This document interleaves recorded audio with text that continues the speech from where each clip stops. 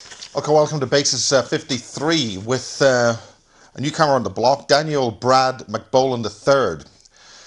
Basically, his bio is Chain of Command, National Security Council stroke Intelligence Support Activities, NSC stroke ISA, National Intelligence Directorate, ONDI, the National Reconnaissance Office, NRO, National Security Agency, NSA, Defense Security Assistance Agency, DSAA, the United States Air Force, the Strategic Air and Space Command, SAC, Unacknowledged Special Access Program, Deep Operations, Coordinate Cell USAP-DOCC, MK Ultra Project Open Eyes, U.S. Air Force Subset Zeta Diogenes, Clear Eyes Level 1 to 5. CIA psychiatrist was Lieutenant Colonel Robert Ginsburg, U.S. Air Force, 1957 to 1997. Sergeant Daniel Brad MacBolen was born into a military-industrial complex as a slave to the MK Ultra project. But through a series of manifested miracles, he fell through the cracks to find a new life, where being loving and lovable was led to him having an understanding of how to escape the prison of the mindset of this present corporate world and all its entrapments, and to help others to escape this prison to begin new lives and a new journey for themselves by becoming free moral agents in service to others. Okay, this is a great deal of information. We're continuing this part. We're now into part 5, and we're also co-broadcasting with thanks with Kerry Cassidy to PCTV, that Project Camelot TV. So the basis will go out, and we'll send the relevant edits to Kerry to carry on Camelot. Now, some of the information we're discussing in this one was released by James Casbolt, but the material that James Casbolt got was through his source called Lincoln, and it was strategically given certain attributes which, if you analyze the documents carefully, you'd see it's a fake. This is, we understand from Dan, is plausible deniability. In other words, they give you the information which is actually real, but they dress it up so that if anybody looks at it in detail, they'll say it's a fake.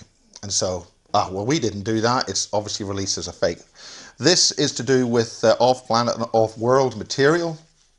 It's also to do with the MARS, which is Mumps and Rubella Surveillance System. NHCUs, that's non-human cyborg units. And a whole pile of other stuff, which is very important. And for instance, this document I've got here, which is KLTW2, that's White Omega 6, and HD6, is to do with off-world bugs, and that's to say viruses. The ETs are quite dirty, it seems, and we catch a lot of viruses and things from them, and this is one of the solutions. This is about a 10-page document. Again, this was released via Casbolt, but is now available on its relatively unredacted form. There's another one here, the urgent to WJ Lin RE, Gulf of Oman, development of superfast submerged transport, June the 6th, 2010, not releasable to foreign nations. Well, I'm Irish, I'm in England, and it's sitting here, so classified memorandum. This again was released. It's about the Gulf of Aden material and NHCU call vehicles and things like that for undersea operations to prevent hostile ETs gaining access into our domain, and these are shoot to kill, engage in direct physical contact. Dan's talking about dead soldiers being used to basically be the biological component of some of these items, NHCUs, and to develop them as off-world and off-planet soldiers. The distinction is being made between off-world and off-planet with the interdimensional, that's inter-D travel. It all sounds like science fiction. I conducted this interview yesterday. I've taken quite a hit myself in the last few days, and I'll not distress you by showing too much of this, the left eye, which took quite a beating since the interview I did the first time, and that was during just shortly, basically on Monday. We'll get on with Dan, and we'll chop this up and make it a little bit more palatable. Peter Paget, the MI6 agent, retired MI6 agent, who's now being recalled back on active duty due to the emergency of the time. And of course, we've got all got information and our views on that. Speaking in November 26th, 2015, we start off this particular bit with a Russian jet crash. Peter Paget has given his approval or his rating of Dan as 120% to be listened to, reliable. So with enough about this and about that, over to Dan.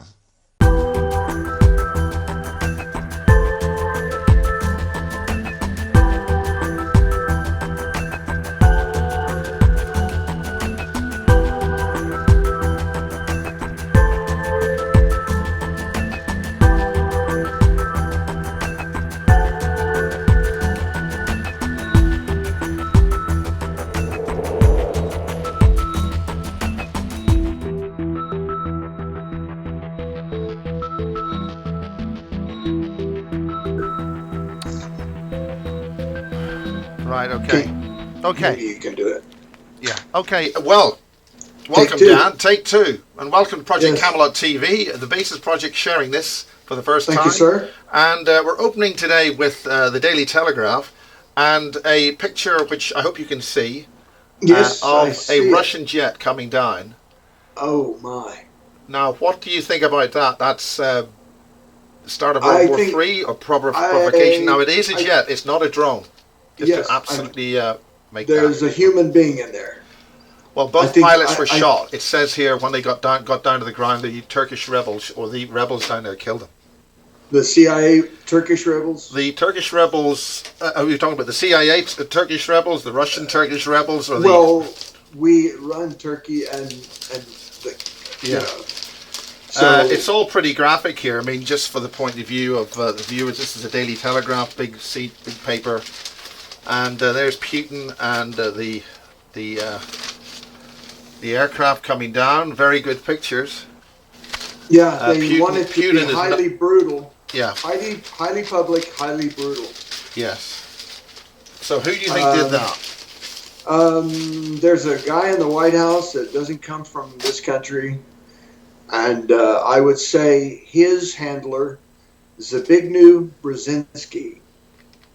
The man who handles, you don't know where Zbigniew Brzezinski's hand starts and Obama's backside starts. They're one and the same, whatever Zbigniew Brzezinski said, because he's very anti-Moscow because of what they did to Poland. Very anti-Moscow. Now, I've just come back from Poland. Poland, they sort of just sat there on the river opposite Warsaw and just let them Germans get on with it, isn't that right? And 100% of Warsaw was destroyed, and I have to say, when I was in Poland recently, it was an extremely wonderful and rewarding experience. It's very good people, very aware, very alert. Wonderful people. We know some of the special operations personnel over there. Personally, we were asked to come over and train. And then the Department of Defense says you're not vetted. Well, it's because I'm USAB, and they can't allow USAB to leave the country because the technology that's in me can be compromised by me just leaving the continental United States, which I did anyway. I had to leave. They were going to throw me from the Freedom Train. Now, so what exactly is this technology? Just as for people who haven't seen it. The technology is not only the hardware, but the wetware. The programming. Even though it's 50s technology, it's proven effective until there's a malfunction. And sleeper assassins are now have grown to the point where we no longer have to deal with shake and bakes. Shake and bake is a 3-day guy. You take any citizen off the street, you shake and bake him for 3 days, and he will shoot his mother when you give him the word. He will shoot his own mother. Wow. We have the technology that well down. We've gone from manufacturing soldiers to there used to be the perfect soldier was based on the Fibonacci was 6 foot 1 inch 7/8 inch high. They had it down to an art. Right. And back when scientists actually took things more seriously, but they were still screw ups because anyone who looks through a microscope all day never gets to really see the bigger picture. Yes. Plus compartmented projects. Yeah. So they have a tendency to screw up. They screwed me up, and as a result, here I am screwed up and telling all. Because now you are a hybrid. Yes. Yeah. Go over that very briefly. Gene splicing. The eugenics program it goes way as far back as 1700. Yeah. Selective breeding. Then it started out into phrenology, which they said, phrenology is an unproven science. Basically, they weren't feeling the side of your skull. They were finding out how your brain was hardwired, which was highly effective because it led to neuro-linguistic programming. People knew about neuro-linguistic programming long before it even found a name. Right. And so they learned mind control. And the Manchurian Institute, which actually, if you read Robert J. Lifton's book, Lessons in Totalism, I think is the name of the book. Don't quote me on that. Yeah. But it basically says that you can take the Chinese method. It takes much longer, but they used priests and nuns and accused them of being pimps and prostitutes. Right. And they actually convinced them that they were. And so mind control began. Nazi Germany got a hold of it. They were very good at it. When we got paperclip, they continued with the research because we always wanted a super soldier. Yes. I gather America and Russia 40s. got the German rocket scientists, but Britain got the gene stuff, and that's why they were making these things here. Yeah. Some kind of transgenic things, or what was called strange-looking humans. Yes. And now we have down in Baldwin Park in Orlando, Florida, we have dead soldiers reinserted into mainframes of titanium and graphene to create the non-human cybernetic unit. Right, the non-human cybernetic unit. I first saw that document released via James Casbolt a few years ago. In 2010, the documents were obtained. They're classified, but obviously we're looking at them. We're looking at the national security. We actually have the fellow's name on the Medusa when they sent the NHCUs to the Stargate, the Seagate. It's both. It's a Stargate and a Seagate. And that's the one Medusa 9. Yeah. Medusa 9. They sent them there. Now there's two basic terms here. One is OW and one is OP. Off-world, off-planet. Now, what is the basic difference there? You have to take it in context because they will use OPOW for on-world, on-planet. You have to take it in context. Off-world, off-planet. We manufacture these units on Mars. Okay, what is off-world relative to off-planet? It depends on how you get there. Off-planet, I believe... when you're off planet, you're actually. When you're off, are we still going? Yeah, we're going. Yeah. When you're off planet, you're traveling in a different way. Enter D. Enter D that you find in the paperwork there is interdimensional. And that uses Stargate's portals. That uses Thiokol portal transport systems. Now, could you define that? Thiokol portal transport systems is. You remember the shuttle program. Yep. The booster would go up, and then the booster would run out, and it would be ejected, and then they would recover at sea. Then they would take the boosters and put it on a ship, and supposedly it was brought back to Long Beach For in refurbishment California, and all that. and then sent to Provo, Utah at Thiokol, Yeah. where they rebuilt it, and then it was sent. Well, you never see one of these on the highway because it's too big. It can never make a cross-country trip. That's So actually a very good point. So what they would do is they would take the empty boosters, they would place them on a long pad that was hooked up with a series of DC cables, and these real thick DC cables. They would teleport just as you are teleporting electrons in your studio to my location on the eastern seaboard. So You're, this is fantastic because you have a tin can firecracker rocket for the space shuttle. You know, and I'm a big fan of the space race. I mean, I was a huge fan of Apollo. I love those rockets. I love the whole thing. You know, it was my big thing. But you're saying that they used basically teleportation technology to transport this stuff so they can keep the illusion up of a tin can going up. And the whole purpose was to NASA was a cover for action for the secret space program. Yeah. As long as people are watching things that go pop, whistle, and crack, and snap, crackle, and pop, humans are given to such things. Things that move and whiz, and but you know the did thing those is astronauts exciting. die? I mean, the two. They never give up that kind of knowledge base and education base. They never do that. So, but the thing is what they do is they put the empty tube on a truck, a trailer. Yeah. They pull the truck and trailer on the ship onto this pad. They basically enclose it with a metal hanger that tries to contain the magnetic field. They lock the door. A red light goes to green, and they wait. When the green light goes to red, it shows up in Provo, Utah, at Thiokol.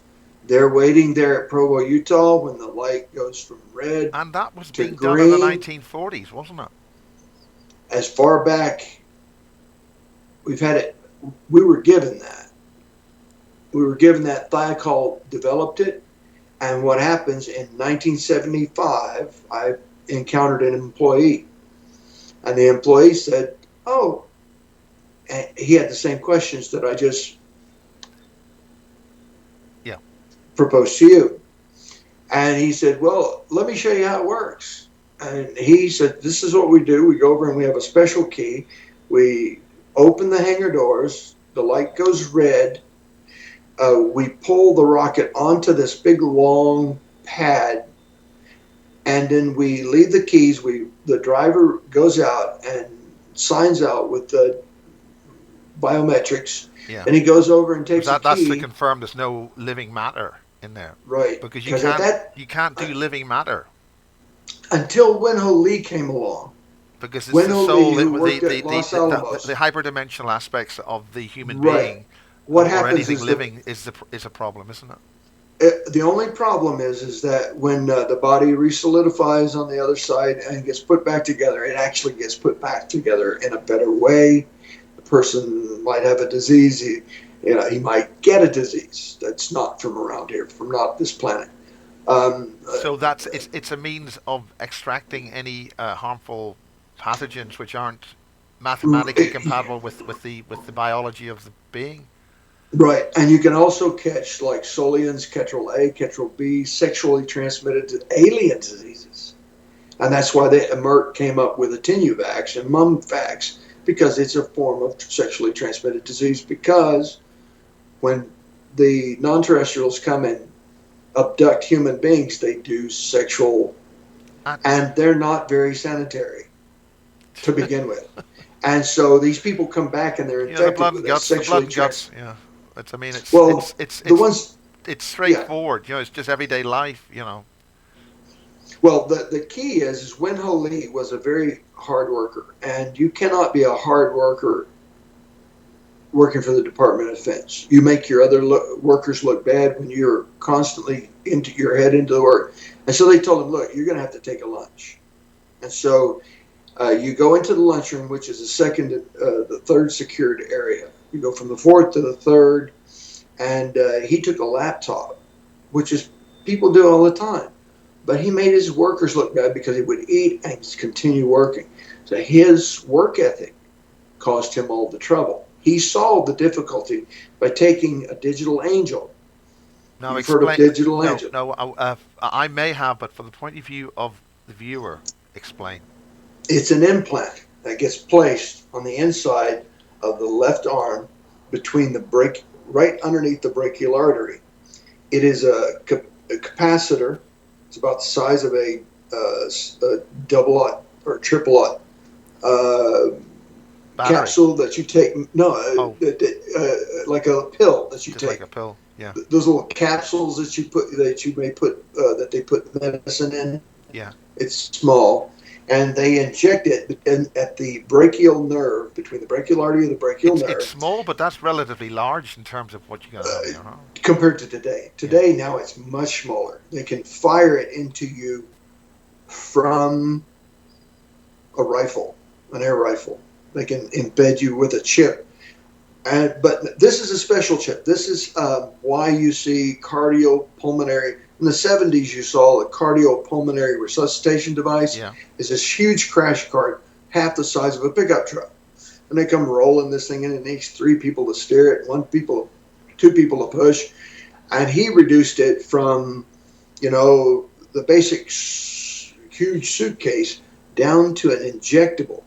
You inject that. Now, the problem with teleportation was you would lose the P wave energy going to the heart, and the heart would stop. So what Mr. Winho Lee did is he took a glass tube, put a set of windings and a condenser in there, like a little capacitor that would hold the charge, and it would record the electrical impulses of the P wave of the heart as it would beat. Yes. What happens is now you have the truck driver sitting in the car with the car turned off. All electrical systems are turned off. Once the field comes up, it begins to charge the implant, and it records for like 3 minutes worth of P-wave signals.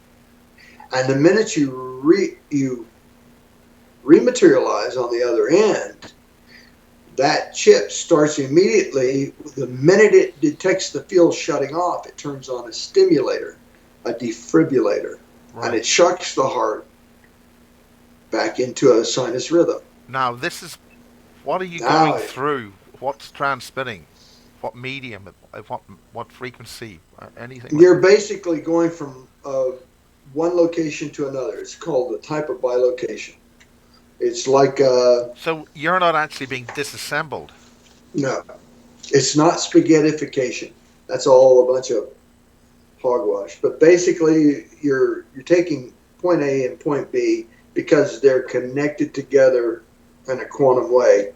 You're folding it and you're moving without moving.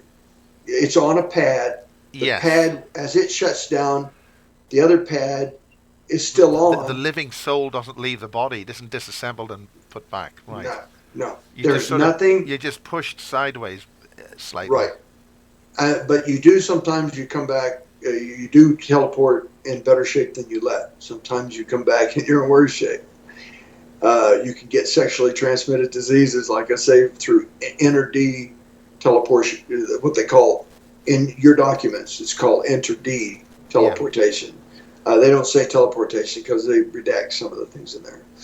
But basically, that is how the rocket gets to Provo, Utah. Thiokol rebuilds it with aluminum and magnesium grinders. They put it back together, stuff it up.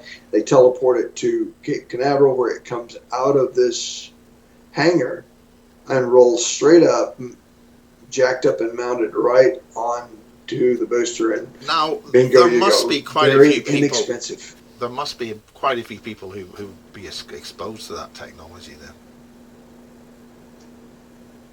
I mean, I was. Sometimes I actually was brought to Sector 4 on by NRD. Now you're calling, when you say Sector 4, we'll go over those sectors in greater detail. Is that S4? Are we talking Area 51 Dreamland? Well, it's S4 is actually Papoose Lake facility. Yeah, in other words, that's the Bob Lazar sports model hangar place. Right, and the catwalk, because that's where I first saw Captain Max Steele. I was in a juiced up state in interrogation fluids. Did you ever meet Bill Newhouse? No, the name does not ring a bell, but then again, I didn't know Max's name either. I just knew him by sight. If I saw a picture of him, my brain would... Even in a juiced up state, he worked on snapshotting. The human control systems for controlling the craft. That was his narrative. He was a good friend of mine. He passed away 20 years ago. Yeah, and he was an S2, and most likely I have met him because they would do all the medical procedures, scooping out stuff and taking blood and feeding it to the... So can we go through the S4s, those from a systems point of view? Systems point of view, everything medical and genetic that's on military industrial complex manufactured product that's already in service goes to S2. You go down 4 levels, I believe. You go down 4 levels... And you have to go down these funny elevators, and then you get out on the bottom. What's funny about the elevators? Because you have to go down one floor, get out, go in another, and you got to have all these exchanges of badges. Guy named Burrish. Oh, you can't go directly down one tunnel. In other words. No, that's not allowed. Yeah, because that's one. That's not allowed. Yeah. No, you have to have There is an elevator that does that, but you have to be basically in charge of the place to use it. Yeah. You have your own. I mean, that's a bit like access. That's not access. It's a bit like in Berlin when the Brits and the Russians were sitting on the same tube train, right, or subway train. Well, behind the scenes, we work together. In front, we have to keep up a facade because war is good money, and you have to maintain low intensity conflicts. Low intensity conflicts are the best paying conflict there is. Once Solar Warden and Solar Watch programs were protecting us in space, and they were all in place, we could send any numerous craft and within 3 days overthrow a country the size of China. But we're all working together. The Chinese, we're all working together behind the scenes. So we wouldn't do that. So the movie Iron Sky is true? I've never seen it, but it's a very good spoof where at the end Sarah Palin is president of the United States, which is, I think, the right thing. Keeps the moral fortitude of the United States in check. She's actually a reptilian, Nazi, alien, whatever, and then at the end of the movie, everybody's got their secret space program stuff on it.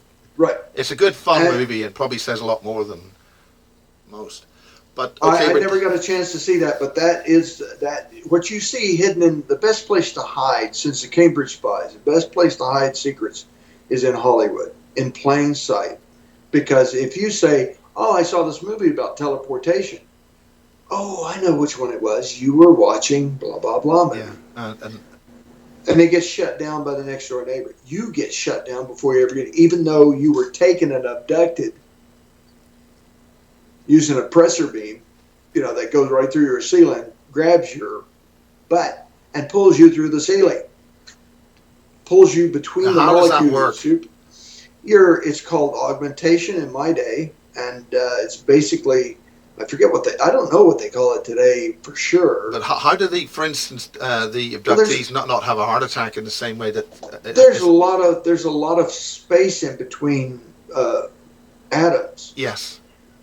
And so one will, if you slightly change the homopolar effect, because, the sun spins around, here's the big sun, and here's the little earth, and here's the little tiny person on the earth.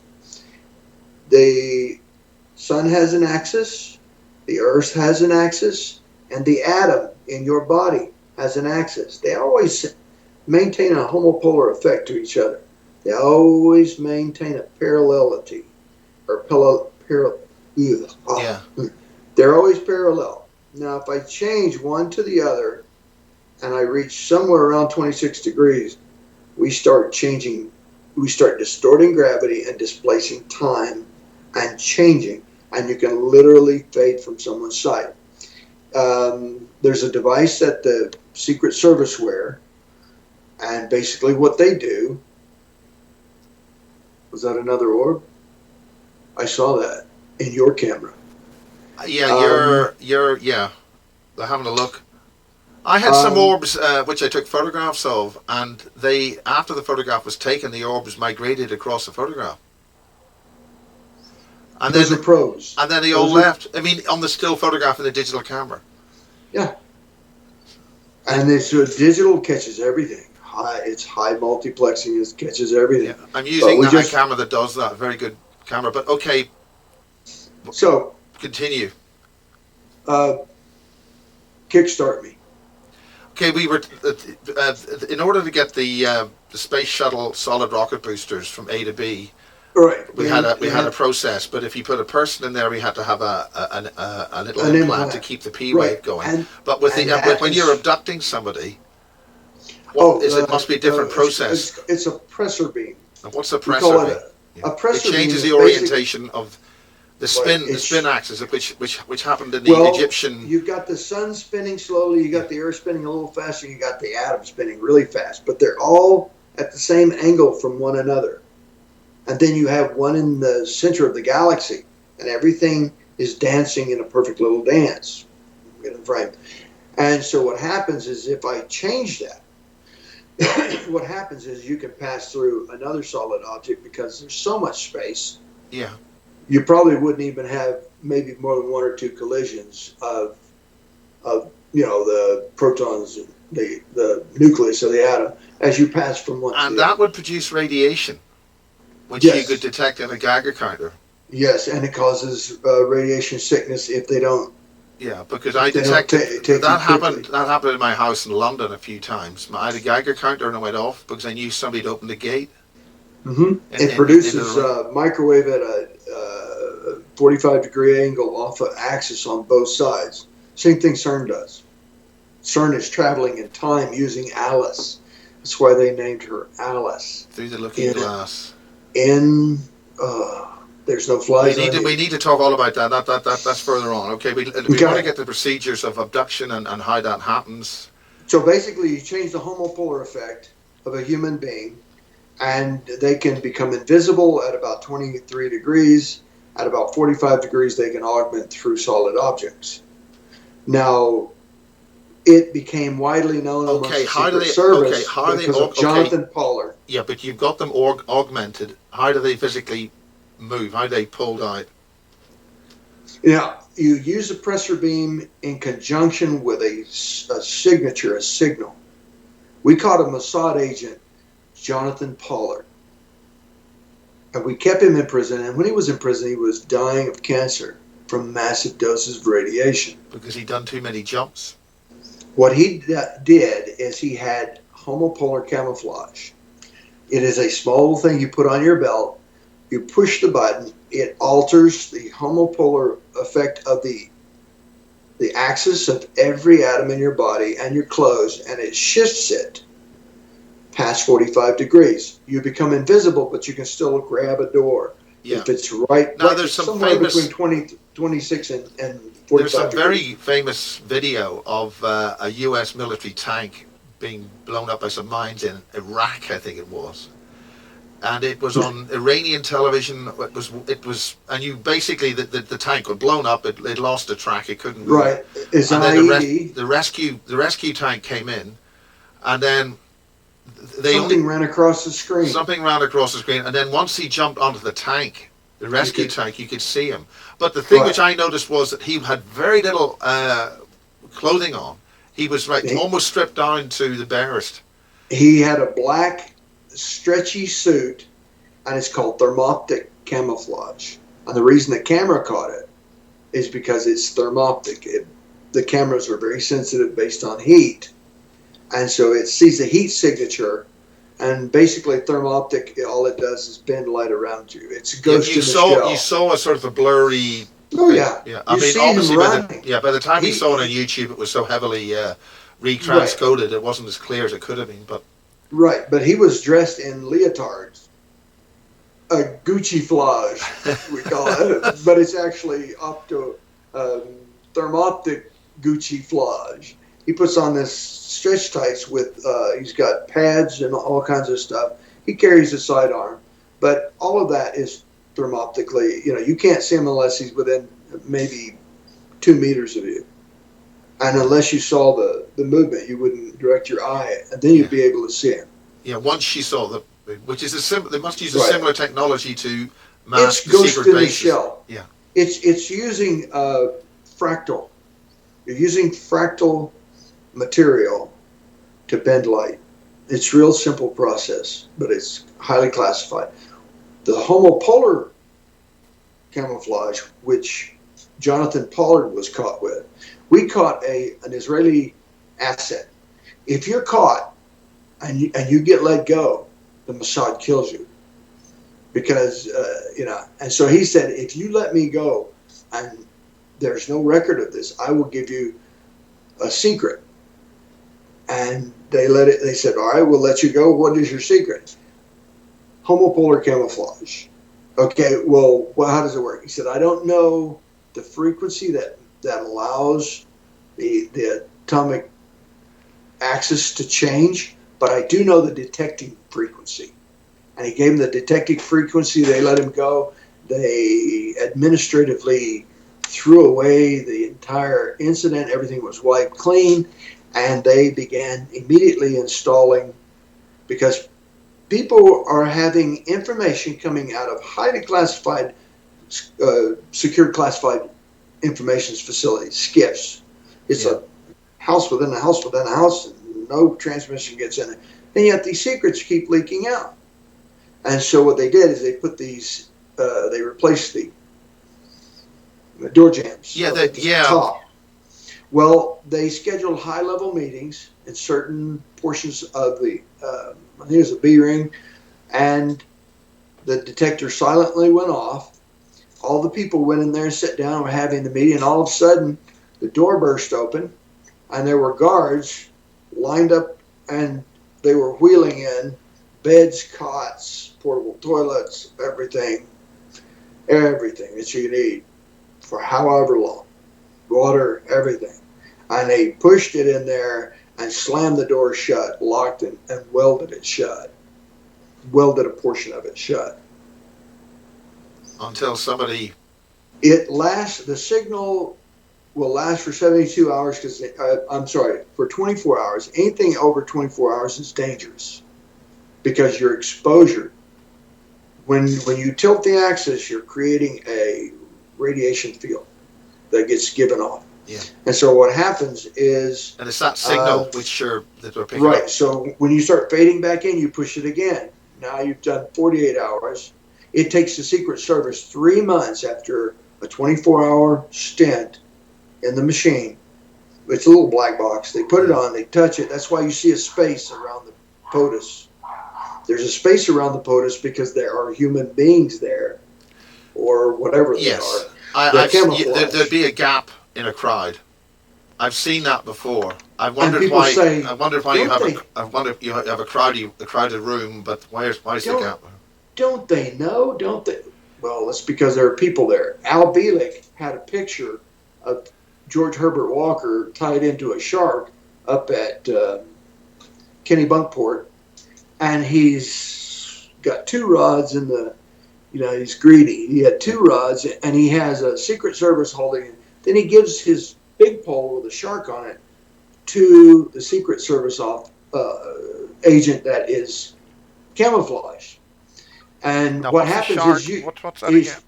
Well, he had worked hard to get this fish into shore, and he was exhausted. So he gave the pole to the Secret Service agent who was standing there camouflaged, and you see a pole and you see the water washing around this guy's pants, but you do not see, all you see is a fishing pole holding itself. Yes, Mr. President, I'll hold it. Well, the guy said, wouldn't it be great to have a picture? And Poppy just started laughing. And you can see in the picture that there's a guy that you can see holding a pole. And then there's Poppy laughing. I think I And might have then, seen that.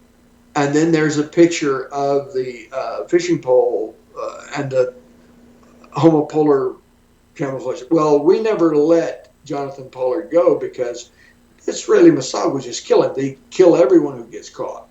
Yeah. There's no choice. Yeah. But the thing is he still has information that we get from him by curing him of cancer, and then we exploit him in every possible way because Israel didn't tell us they were going to do this. If they told us, we'd probably let them do it. But Well, maybe they deliberately did it. No? well, that's how it got. Because, see, we had this technology a long time ago, but it didn't trickle down to the president's level. Now, Poppy Bush. And when he did have it, he abused it. He gave it away like that with that picture. That's. Yeah, Poppy Bush was that's CIA, so his security clearance as president was so far above what the president's supposed to be. Right. Because most presidents, there's a level, and you just don't get above that. Well, they're only there for a few years. Yeah, they come and go. CIA guys, once you're in the company, you never leave unless you leave feet first. You never get out. Yeah. You have to die. Hotel California. Yeah. Yes. You can check out anytime you like, but you can never. Yeah. And so unless you're thrown from the Freedom Train, which is a code word for being assassinated, you're thrown from the Freedom Train. You said that about yourself? Well, that's how we talk to each other. You know, it's like if you want to continue riding on the train, if you look at Hollywood's movie called The Recruit. Yeah. With a young Irish actor and with Al Pacino. They asked him a question when he went to apply for the CIA. They said, would you rather feel no pain, dance in the rain, or ride on a train? And he gave every wrong answer. Oh, dear. I like to dance in the rain. Then he said, no. I'd like to feel no pain because he'd lost his father. Right. The true answer, what gets you the job, is I want to ride on a train, the Freedom Train.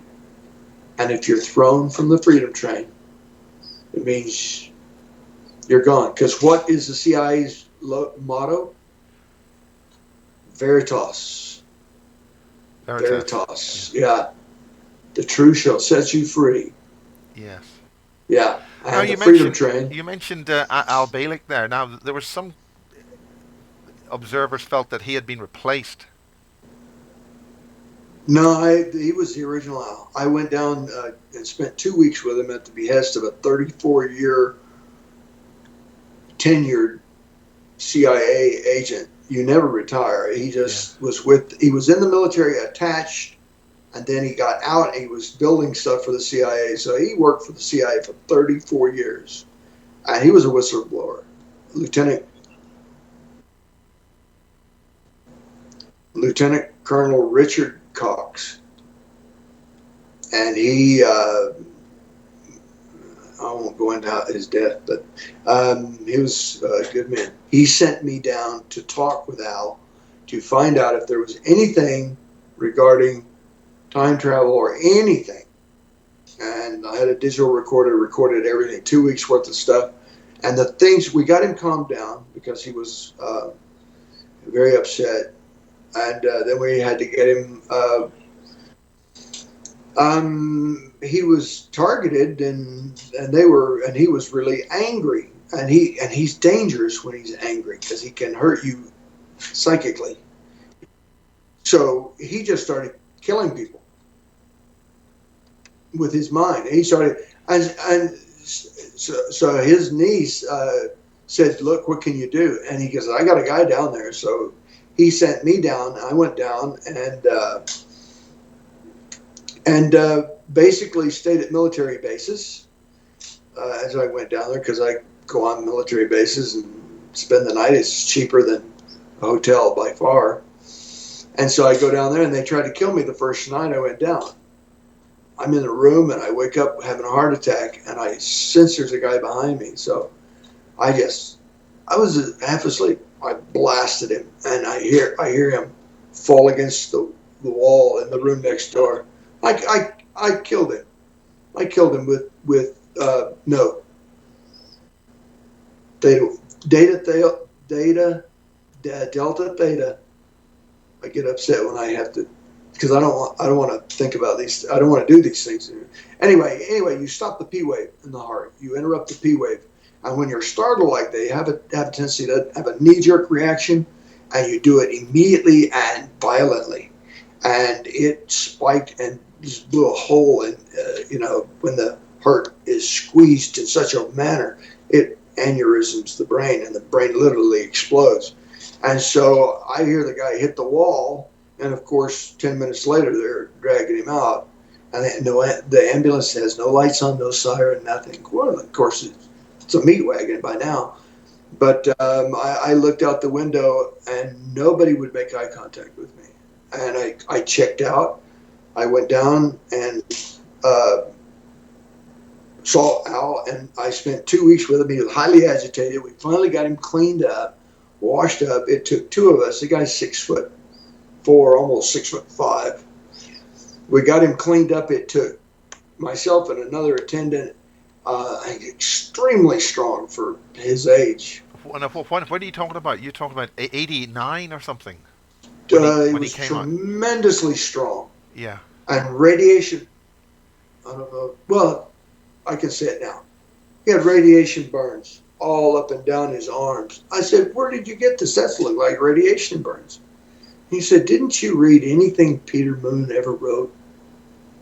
I told you those radiation burns were from Rainbow Project. I told you. I mean, now, Peter's been actually liaising with a friend of mine from Basis 1 called Lisa Williams. She's been doing an awful lot of really good work, and trace the black goo stuff the Nazis were using. Not quite.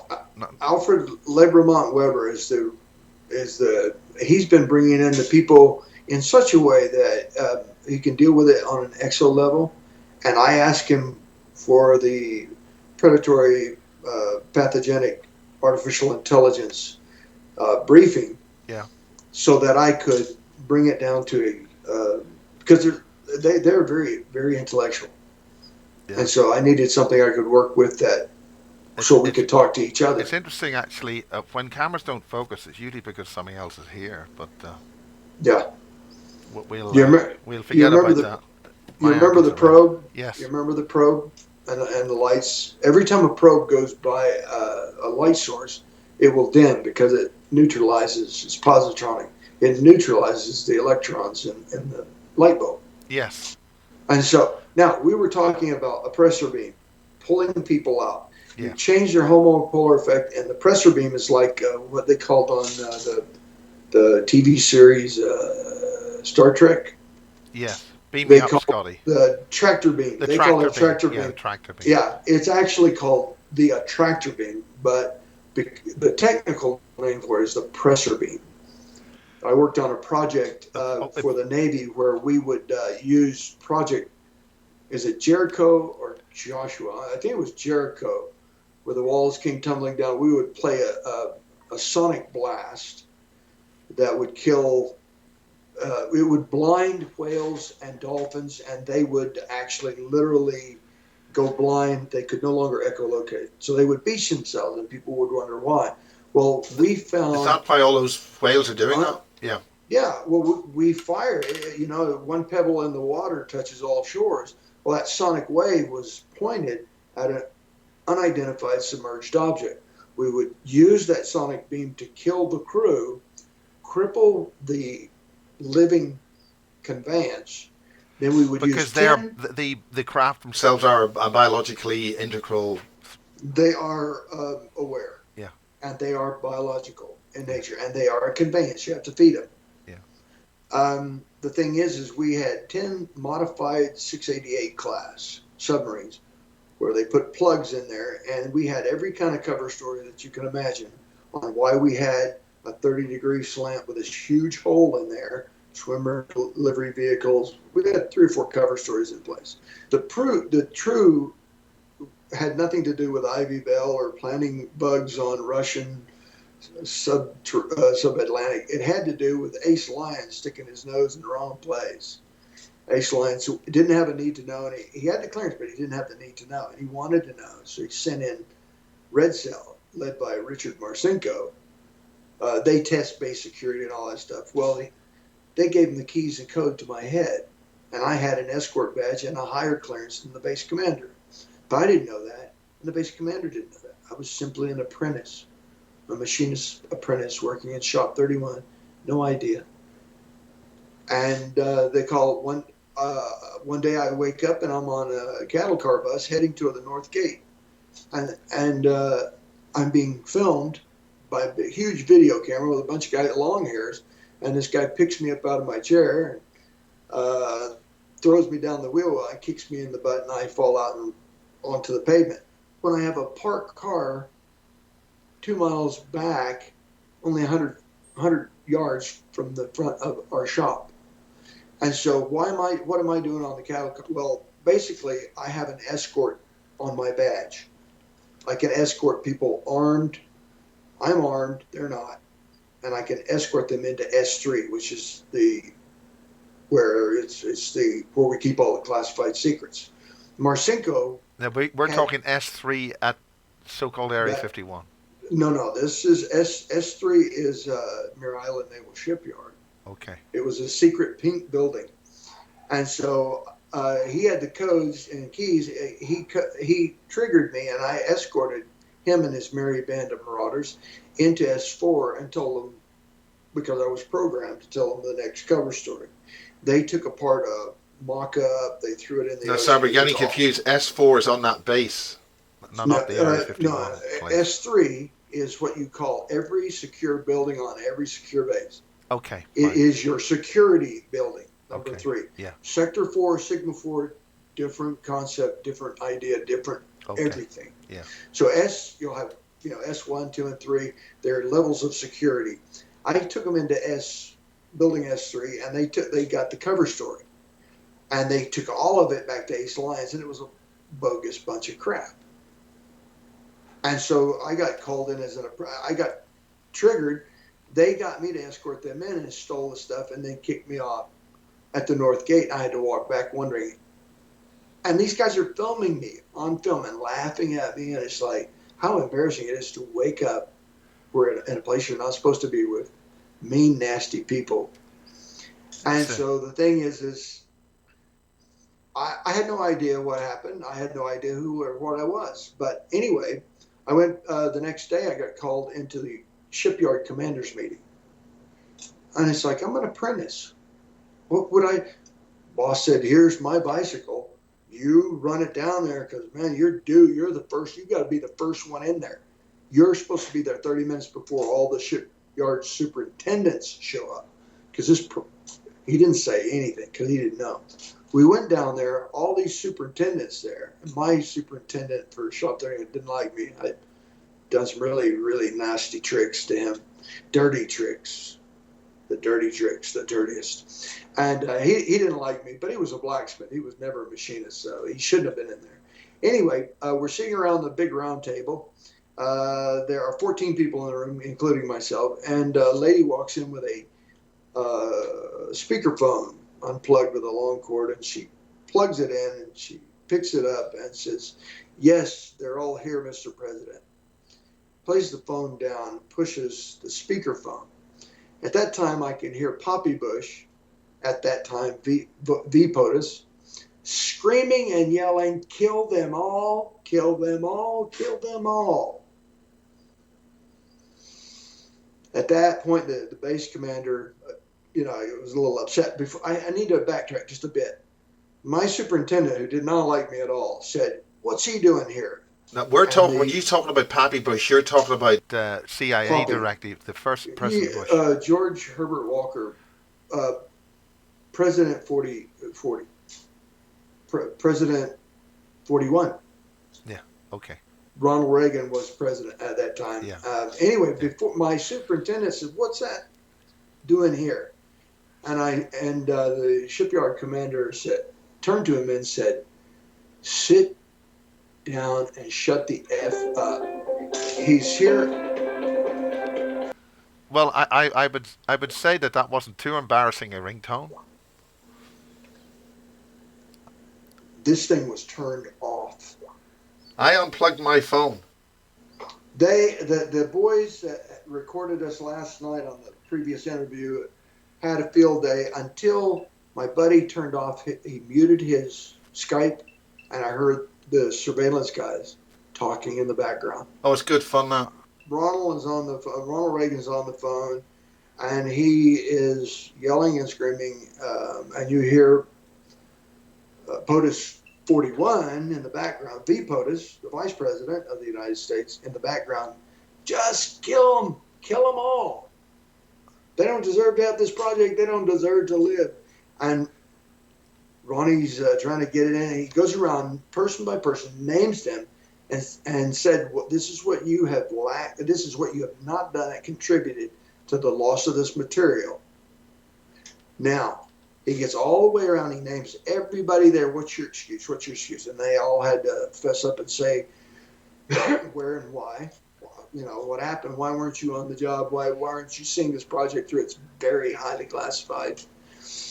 He got around to me and called me by name and says, look, you're my man there on the ground. You look at these men's faces and write down their names. If any of them give you any flack, you know what to do. What a weird thing for a president to say. So, being programmed, I reached out, grabbed a pad, and started writing it. All the names from my left to my right. At that point in time, my superintendent was visibly having some kind of a petite to grand Mall Caesar.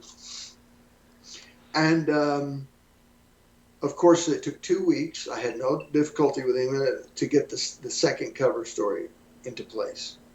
But the bottom line is the SSN Part G 40-foot plug project and the SSN 688 class Bill Russell. It's the Russell. I'm not sure if it was the Bill Russell, but the Russell were all a part of two of these 10 ships that would go out using pressure beam. They would kill the crew of the USO, and then they would pull these in place, tractor beam this unidentified submerged object into shallower waters, drag it to a underwater base, wherever an underwater base, because there's caverns. There's caverns under the shelf of California, so big, lava bubbles. And you just drive it in there, and you basically, before the machine can repair itself, there's a signal. Remember that signal? It puts a signal in there that disables the ability for the machine to heal itself. Then we torture it and take it apart and reverse engineer it. But the bottom line is it's a living thing. I mean, I wouldn't torture a horse, but it's a living conveyance. For the Native Americans back in the days, Plains Indians, is a living conveyance. Would you torture a horse? They didn't care. They wanted the technology. It's a living conveyance. That was. Now, if you don't know what something is, why are you killing the crew immediately? You must know what it is. They could shoot us back. We invite them here with Voyager 1 and 2, and then when they come here, we shoot them down and take their stuff. After we found 2 Army Air Corps pilots, 1 in each craft at Roswell. There were more crashed down, but we found, and of course that information reached, eventually it reached the ears of the buck stops here, Dwight D. Eisenhower. Yeah. Well, one of my best friends, Brigadier General Stephen Loader Lovekin Lane Lovekin, U.S. Service Command, was a sergeant first class at the time that he lied about his age, got in, they sequestered him for 2 months. He didn't know if he was going to get kicked out of the Army or whatever. He'd already gone through all kinds of jump training with paratroopers and everything, and it's like, they're going to put me in jail. They're going to put me in jail.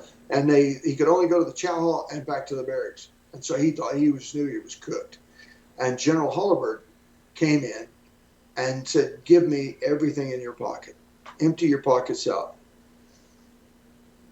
He took everything, pocket trash, wallet, gave him his money bag, and then gave him 2 lapel pins and said, "If you lose this, you will be shot. Because if one day you wear this, on other days you wear the other lapel pin. If you mix them up, you'll be shot on approach to the front door of the White House. The only way you can get in, the only identifier you have, are these 2 pins. Put them in a sack, hang them around your neck, and wear them in the shower. Do not let them leave your person ever." And so he had no pocket trash, no driver's license, no nothing. And he would run personal liaison for the real Blue Book project for the U.S. Army Signal Corps. They wanted to know what the frequency was that brought down the aircraft. Why the frequency of the 509th bomb radar knocked these 2 spacecraft down. And he got to see pictures of Now the we're body. talking which ones precisely? The one at Aztec. Roswell and the one at Corona in 47, where we got the yellow cube device. Yeah. And Now, were here they? he is, It's just been Suggested that they were donations. That there was a little bit more of a convenient. No. When Eisenhower discovered that there were 2 Army Air Corps pilots that were being slowly used for food by these individuals that crashed. In other words, they were being kept alive. Project Signs went to Project Grudge. That's do you understand? the Grudge. They were looking for signs after 51 when the DC saucer flap is what they call it. Yeah. When that happened, they call it Project Signs. The moment Ike found out about the 2 dead Army Air Corps pilots who were being eaten for food, he said, we're going to go from Project Signs to Project Grudge. He said, now we have a grudge. So shoot everything. Anything that's not conventional aircraft, kill it, steal it. And so Steve Lufkin was the NCO who ran personal liaison between Colonel Holabird at the Pentagon and Ike in the Oval Office. Whenever they 2 got together on the golf course, the Sergeant Lufkin was dragging a couple of M1 fully automatic carbines. He had his own armored truck. If he was ever stopped by the police, he would get on the bullhorn and say, "If you approach the vehicle, you will be shot to death." As a result, he was not stopped very frequently. They got to know who he was. They got around quick. Anyway, he would be responsible for turn and burn. You know how guys in the intel agency, they're always, the minute you walk in the room, they start turning over pages. Yeah. And they got a burn bag nearby. Well, Steve was the turn and burn. Ike, when he'd get on the phone, he'd start talking, and the first thing he would do is start doodling UFOs. Now, the UFO that you see is not what crashed at Roswell. You're seeing the rear end of it. I mean, it wasn't a disc. It was. No, it was not a disc at all. Yeah. No. The only reason they couldn't wrap their brains around it, because it's a straight fuselage that comes out front. It ends up with a paraboloid in the front. The wings come out and go in a half moon circle, and the lifter was underneath. And they would use the primary weapon system they would use is the, what do you call it, the bow wave. If somebody started shooting at them, they would just go fast and the bow wave created by 2 counter-rotating vortices would knock the aircraft out of the air. And so, but what they eventually discovered was that the telepathic link between the reticulin and his Tao, he uses his brain to psychically connect and run them like avatars. Well, each one, in order for you not to Is steal the programmed vessel, to the pilot. they have three little chairs. Each dowel sits in there. So if you can't control the dowel's brain, you cannot control the amplifier rods. Thus, you cannot Yeah. steal the vehicle. It's a safety feature.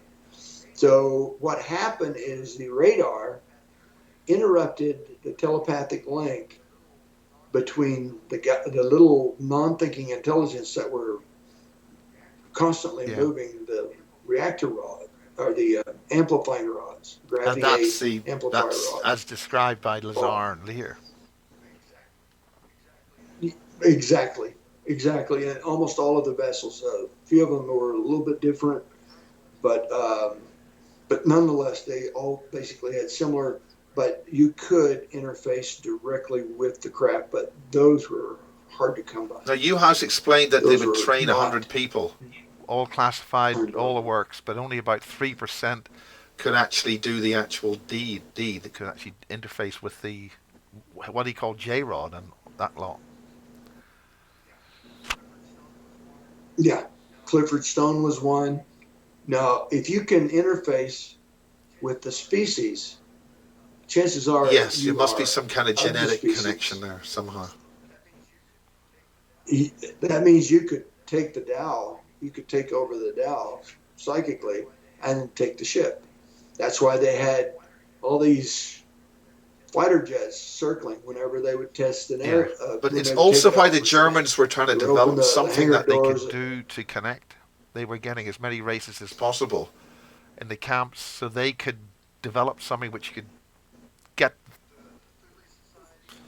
The Thule Society and the Vril Society, using Vril energy, uh, um, was a little bit different, but not by much. There's 100 different ways to amplify the gravity wave and distort gravity and displace time. I mean, displacing of time Yeah. naturally happens when you distort gravity. Yeah. Your deja vu moments is when some little gravity A wave ball about the size of a basketball goes running past your body or goes scooting past your body. Yeah. You have this deja vu moment that very small but very strong. I mean, gravity A is very small but it's very strong. Gravity B holds the planets in place. It's very big but it's very weak. Gravity A equals gravity B. Now, if you get some hair up your butt to amplify a gravity A wave beyond the size of a basketball, gravity B is not happy.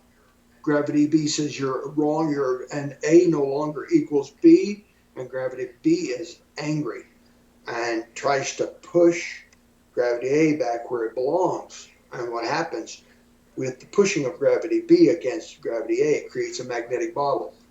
And what's ever inside the bottle is like Vegas. Whatever happens in Vegas stays in Vegas. So you can go 18,900 miles an hour at sea level, make a right And hand turn.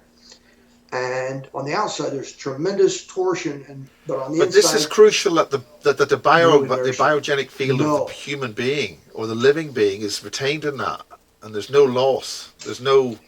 right. You need, yeah, you need a Faraday cage, and I could take this chair that rolls around, and I can take yeah. the lid off this and set it on the console, turn the vessel upside down where Yeah. I'm looking at the ground to look up, Yeah. and I have become my own little planet. When you amplify gravity A, gravity B Because says, no, that's what no, kills no, humans don't. outside in a And conventional tin can spacecraft. They don't survive outside the Earth. they don't survive inertia. Well, the Yeah, inertia your strawberry is jam what up kills across them, the. is because the Yeah. yeah, your G-lock, your fart, well, Yeah. I like the strawberry jam because that's what you would be if you weren't magnetically bottled. Now, also another thing it does is it not only does it distort gravity A and make it unequal with gravity B, so gravity B, which controls the planet, says, hey, you're your own planet. Get away from here. And that's how you receive neutral buoyancy, is the planet is pushing you away because you don't, gravity A does not belong That I here. can We see don't how want that you would work here. Get out of in a here. solar system or around the planet. But how do you go from system to system? I mean,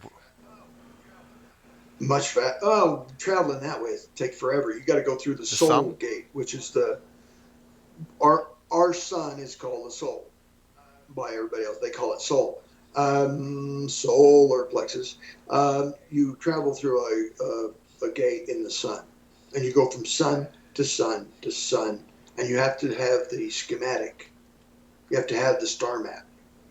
And once you have the star map, you can go And anywhere is you that want. the stuff that was And recovered then you have to in the travel 50s, through space. the star maps? Oh yeah, you get once we had the yellow fruit book, it had all kinds of information. There's so much information, but you had so many people in the military-industrial complex hungry, waiting for this. You hired millions of people. At that time, the war was over. They Yeah. needed to put them to work. 1949, GIs can't get a job. Now they got a job, and now it's classified. And so now they're working all this classified stuff. It's all chopped up in little bitty pits, so they don't have to work too hard, but it's all one little specialized item. But the bottom line is another nifty thing besides nullifying inertia. It's not quite null, but it's close. You probably experience more inertia driving on the left side of the Yeah. road to and from the market than these guys do full speed turn at 90 degrees. But another thing is it distorts time. You see me come overhead, and what you see that takes 3 to 5 seconds is about 2 to 3 minutes for me inside the bubble. I can go over and 50 feet above your head and take pictures and start counting your nose hairs. If you're looking up, here comes the plane. Besides, that's a gross encounter the first time that you look up with your mouth open. Don't but we all get that because here comes the plane, open up. And that's but the TR. Nonetheless, Is that the TR3 it distorts generation? time. Any of them? That's any. You sent me a picture. Any of the 100 different ways you sent that me a you want picture. to amplify gravity. Yeah, that's the one that we handle the non-human cybernetic units. They can get fed out the back. It takes so long, as you saw in the document, it takes so long for them to disembark because they actually get stuck bolted onto them. They have their own little jet packs where they can. And what sort of scale is that? And provide that close-in air TR support. is that a TR4? It's no. This is bigger than about the size of the Astra. On how much? About the size of the Astra. I wouldn't call it a TR4. It should be in the Tier 4 because they go in tiers. Conventional aircraft, Tier 1. Tier 2, stealth. Tier 3, and Tier 4. Tier 5 is interference disk operation. You roll my craft out onto the tarmac. I take off about 20 feet above the tarmac, above the trailer. You just trailered me out. I take off. I blink out. I blink instantly over to the location. I drop my payload. I dump my whole load on the target. And then I blink out, and Now, I what blink in, sort of and I land. ordnance are you using when you dump your load? It can be conventional, but it can be mostly it's kinesthetic or kinetic energy weapons, hyper darts. Now, are you talking off-world? Off-world with almost this? the speed of light. Off-world technology, but we're fighting battles. I mean, you can go on YouTube and see battles fought in Afghanistan by our craft. You can see the Astra rotate around and completely destroy a position because they didn't have close-in air support, and they called it in. It was a high value.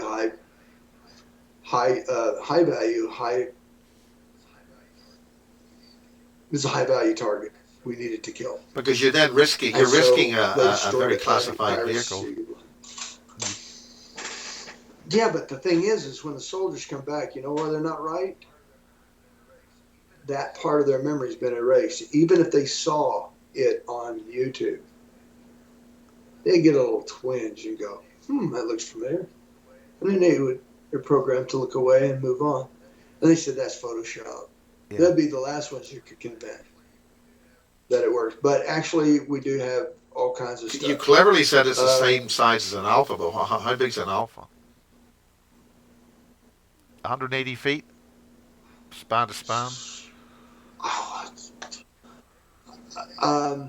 I've never received the text on it, but if we go based on a design that I had that was lenticular, like that one I showed you, it's a lenticular manta, it would have to be 90 by 120 feet. And it would be an X-wing manta lenticular. It's the same on the top as it is the bottom, only they put in their crap from 1950s, the Bayfield Brown lifter. You see all these craft like the B-2 Spirit, and it's got nose damage on it. Well, the Bayfield Brown lifter came from T. Townsend Brown in 1950. And so when it gets in ground effect, it has a tendency to slip over and scrape up the nose. And so you see a B-52, and it's turned over. It's ion drive. When it goes dark, they turn the engines off and let it cool, and they're driving on ion propulsion. And so they can stop, hover, rise, back up, turn around, rotate, do all the things, go to space. The B-2, yeah. I don't know. I do. Can they go fully out of atmosphere? 170. Right on out. It takes oxygen to the military space station like twice a week. So if you talk to Pattie Broussard, she hacks into IPL's satellites and catches all kinds of strange stuff like the B-2 coming out under ion thrust and passing the satellite as it's on its way to this space station. And the space station, I believe, is right before you get to the radiation zone between here and the moon. Then if they need something bigger, they'll use something bigger. Some of the older Tier 3 stuff was mercuric hydrodynamic drive. You have 2 or 3 vats of counter-rotating spinning liquid mercury, which in other becomes words, the Nazi Bell technology. It goes further back to Vimanas, back to the ancient text of the Eastern Indians, to the Vimanas, to the Aegione species, the blues, the blue-skinned people you see depicted in the Bhagavad Gita. The Mahabharata. Let's we're on we're into the second hour. So well into the second hour. Okay. Well, what about the different species? You see the species? blue people in the Mahabharata. Yeah. Okay. A lot of the blue, our species. You sent some pictures of different types of the Aegione. If you go to Troublesome Creek, Kentucky, you will find a family by the name, their last name is Fugate, and they're known as the Blue Fugates of Troublesome Creek, Kentucky. Yeah. Pretty sure it's Kentucky. They have blue skins. They all stay to themselves. And finally, a doctor figured it out because of their hemoglobin. So he gave them each a shot of methylene blue, and it dyed the inside of their skin, and they would pee the methylene blue out, and it left their skin pink, and they could go out in public. Before, one lady had to go to the emergency room, and they took her in there. They immediately, she's standing, she's talking. They grabbed her and threw her on a gurney. We're going to go in there and put the paddles to her. She was normally blue. She was dark blue, like the people you see depicted in the ancient Indian text. It's their genetics. They don't have the same type of hemoglobin. Does that mean that they must carry a different? And so they have blue. Wouldn't... Now these are hybrids. The Fugate family are hybrids, and they stay much amongst themselves. And there's a bit of intermarriage there because it's a socially. They take all kinds of. People are afraid of. They just stay to themselves. And you can read the story about the blue Fugates of Troublesome Creek. The Aegione have been around since the Vimanas. They had mechanical ways, mercuric ways, and then of course now there's 100 different ways of creating acoustic levitation. Acoustic levitation is scalar, isn't it? A direct. No, actually, Ed Linskolden created an Yes. entire Yeah. coral castle out of calcium carbonate, and he did it with a traffic cone. You know, I've Yeah. got one over here. I can't get up to show you, but I got a traffic cone, and it has a wire that spirals Yes. around in the Fibonacci spiral, and he has a $14. Actually, it costs $14 today, but back then, who knows what it cost at Radio Shack? An amplifier, and he would short circuit the amplifier so that Yeah. it would feed back into itself. Then he had a long retractable wire with an alligator clip. What he would do is he would pull that thing out like a janitor's keychain, lock it into place. He would take the cone and just kind of toss it up on, let's say, Yeah. we'll take the main gate, 8 tons. He would put it up on top, and then he would put the clip on there, and he would toss it in place and push it in with a board.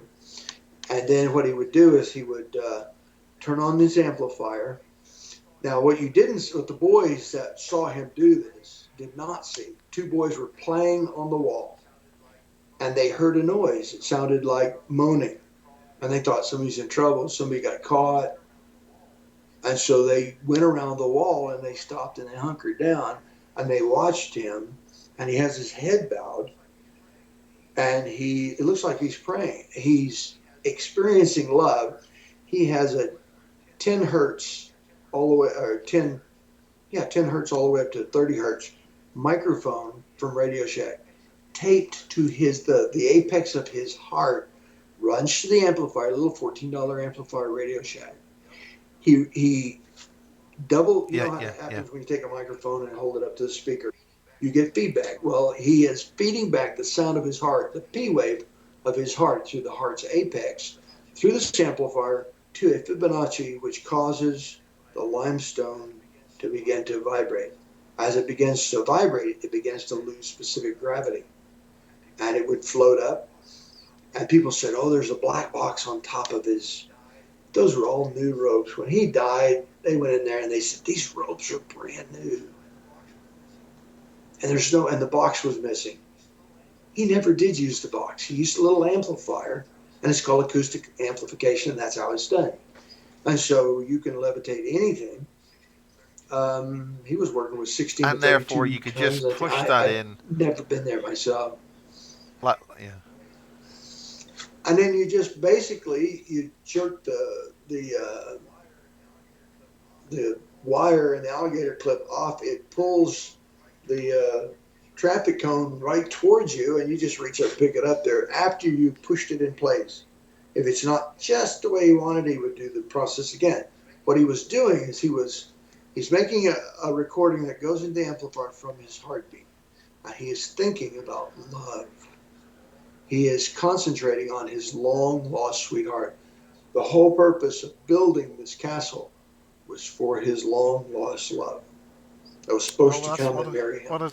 Uh, He would think about his love for her, and it would lift the stones after several minutes. The children said there was a moaning, then there was a singing. The stone would sing, and then it would rise up, and when his hands got up to a certain height, he would open his eyes and stay in that state of mind, and then he would push it, yeah. move it, whatever he wanted to do. If the stone was ruined, he would take it out and think about sad, hateful things in his heart, and the stone would bury itself in the ground. A specific gravity would become so great, it would push itself, and then he would just take a shovel, and because the man only weighed like 115, 120 pounds, and he's just take a shovel, reseat it, and go on his way, and go cut a new stone. But that's how he built Coral Castle Mystery, and it's mystery solved. I mean, it's not. I mean, the Eastern Indians have been raising 200 stone weight Yes. Shiva lingas, lingam river stones, up 60 feet. It's all 3, 6, Right. Yes. and 9, and 12 Tesla. And they would, you had people in a semicircle. You put them in a semicircle, and the driver would be directing the percussion, and they would start banging away, and soon they would start syncopating like the rhythm of the heart. All of the frequencies from, down to 1 hertz all the way up to 40 hertz would be reproduced, and the director would, by intention of causality, he would lock onto the stone. It would begin to sing, and then he would raise the river stone and put it into a ledge. There it was safe to guard the village. And that's how it's done. But you won't get that on the Discovery Channel. Thing. They won't tell you that on the Discovery Channel. No, it's classified. Almost like everything, it has to be simple. Acoustical levitation is simple. Ed figured it out on his own. But what he did with a generation on powering the castle was I didn't pick that up. I did not understand, but it has to do with the fleur de lis, the flower of life. And that flower of life generates shape powers based in the form of this shape. If I draw it, because when I put my pen on the paper and I draw starting here, and I go around like this and I draw a nice little calligraphy S, and I make them opposite of one another, I'm taking power because I started here. I take power, it travels along that line as long as I don't lift my pen. Yeah. If I lift my pen, that's something which is in an awful lot of buildings. It pulls in it's power on the hands of a cup and directs it. Yeah. Yes, if I take a pen and draw a Fibonacci circle from the center out, I'm collecting on the paper, I'm collecting a charge. I'm collecting a charge on the paper. It's going to the center, and then it's riding the graphite. Yes. And I'm sorry, the pencil. It's riding. The wave is riding the graphite, and it comes around, and you can take a measurement, and there'll be a potential difference between the dot and the outer portion. Now, if I start from the outside and go in, I'm taking the energy from the environment, funneling into the shape power, and it's going into the center. This is courtesy of Dan Davidson, Universal Shape Powers and Universal. And is that powered by the energy of the ether or the Earth's magnetic field or what? We're moving in a magnetic field, and we as ourselves are moving. So we're generating massive amounts of electricity. Once you become a collector, you collect energy, and then you dissipate it. It's like frying someone. Yes. Human beings can do it too. The charge one individual can do, as far as projecting energy, can stop the heart. It's enough to. It's over a quarter of a milliamp. It's more like an amp worth of energy that you can put through the rare earth gases that's in the atmosphere, and you can send it to someone and stop the P wave in their heart. You shock them to death. That's how it's done. It's really not what you're doing in collecting the energy is you're using the delta theta wave to put your mind in such a place that your body becomes a condenser.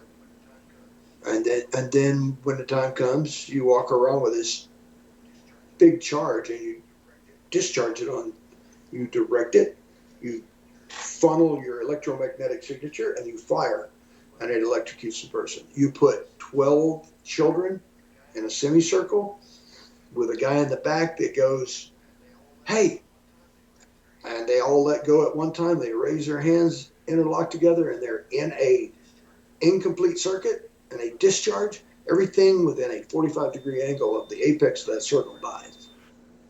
Everything with a heartbeat is getting children to do that. That's in the labs. You can talk to Robert Duncan O'Finian. He was Omega, Project Talent Omega. You've read about the Omegas and how they're used to control the now let's talk about cybernetic units. The non-human. Baldwin Park, right underneath. They tore down the building, the administration building, and it's now all underground. If you look at it from Google Earth, Baldwin Park is in Orlando, towards the ocean of Orlando proper. You head towards the ocean, you're going to run into Baldwin Park. It's Stepped. You drive into that neighborhood. It looks like the Stepford. The You've just Stepford driven Wives. into the movie of the Stepford Wives. Now, Yeah, why is everyone that? perfect, picture perfect. Little old ladies sit there on the porch doing their knitting with a radio. Yeah, they're operatives. Are they And cyborg or what? hotel golf silks. No, they're sentries. Anybody that comes in the neighborhood that does not belong there, does not live there, gets reported. Then all of a sudden the cameras start moving. Oh, it's a secure, What? safe No, but neighborhood. no, but Then you what go are into they the exactly? Are they? Seventh Day Adventist Church. Uh, yeah. First Baptist Church or the Seventh Day Adventist Church is right there. You go down, you go inside. They won't let you in. They won't let you join. You go inside the Seventh Day Adventist Church, and they put you down in the deep underground military base where they crank out these What's the non-human technology cybernetic involved with units. that? Uh, I don't know what metal they use. I was told by the guy that actually disseminated the information, who talked to the woman who was later killed, that it's a metal frame. I don't believe it's a metal frame. I believe it did contain metal, but I believe that it's reinforced graphene. It's a graphene basic Graphene endoskeleton being a because form it's of inside the plastic skin. type graphite. Graphene is being compressed carbon. It's like transparent aluminum. If you take carbon Yeah. molecules like buckyballs, instead of making balls out of them, you make it flat. You have one layer, one molecule, one It's atom layered. thick of carbon. It's layers Right. But carbon atoms. graphene is a different Yeah. thing. Graphite is one thing. Graphene is laid out and it's all locked in a pentagon shape. Bucky Fuller came up with the idea to build houses with dodecahedral. Yeah. I don't know if I'm saying that right, dodecahedral, With the or molecule. Yeah. I Yeah. don't remember what he called it, but it has something to do with five elements of five. And he shows a scientific theory of the strength of this. And when you create a spiral of graphene in the same way, you increase you I don't know, Pattie can tell you the exact number, but it's like 50 times stronger than Is it the steel. rings? And so you build this frame out of Rings like graphene. It looks like DNA. It looks like DNA. Yeah, it spirals, and I think it spirals to the right, like human DNA. Well, you got this, and they basically take a soldier apart, a dead soldier, or I didn't ever get to that part. I never wanted to ask, but they'll take the parts of a soldier and reanimate him, and they take the parts. How do you get the conscious? How do you have a programmed life form like that? That was the whole point of the manufacture of these things. Well, dead soldiers, you reanimate them by just basically putting them in a field and taking them back in time when they were alive. Okay, just taking them back in time when they were alive. Yeah, that's dead easy. How do you do that? Well, you're taking the body. You're taking what is now a new body that can lift 60 tons, but it looks like a human being. It's part human being. It's part all kinds of really neat technology. You take them back in time, you can reanimate. It's all the other infrastructure parts. The stresses have to be shared. How does that work in terms of the bioframe itself? I mean, the joints have to be able to hold things. I mean, how does all the infrastructure? It's tremendous. It uses synthetic muscle tissue. Some of the because the strength is really in the hydraulics. Yeah. It's really not in the muscles. The muscles are there so it can pass as human. So you can embed this with special operations. And they don't know why these guys can run 45, 50 miles an hour without breaking a sweat. But you can run them 72 hours straight before they overheat. They're not very water resistant. They're not waterproof at all. That's one of the problems. They're not waterproof and they overheat. They're walking around with a made-to-explode atomic battery.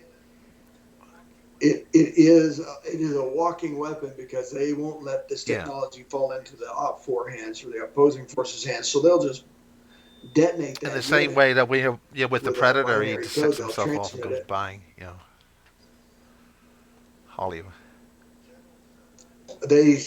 Generals saw that in the movie and they said, I want that. I want everything there is that they built one for him. They built it. Of course, he's long dead, but they built it, and they build them by the battalions, 1,000 plus. I mean, this is something that Casbolt referred to at St Ives in Cornwall, where there were thousands of versions of him up there, or derived from him.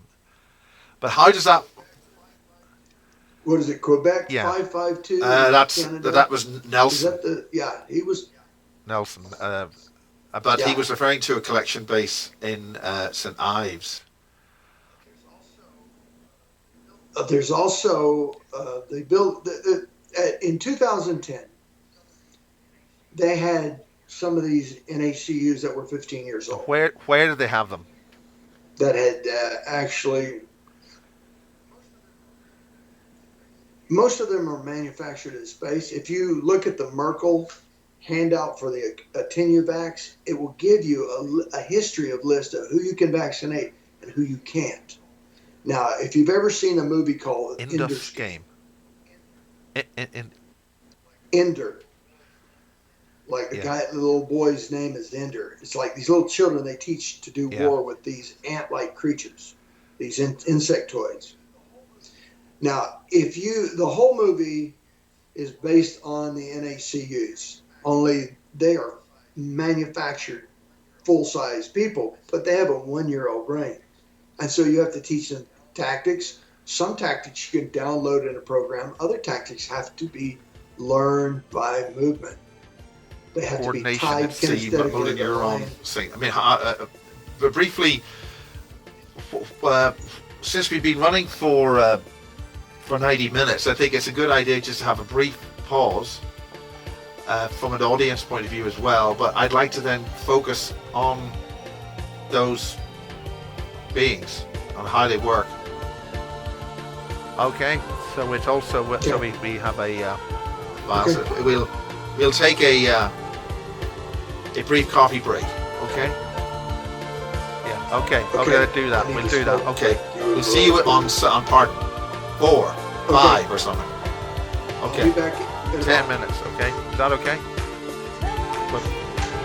I forget.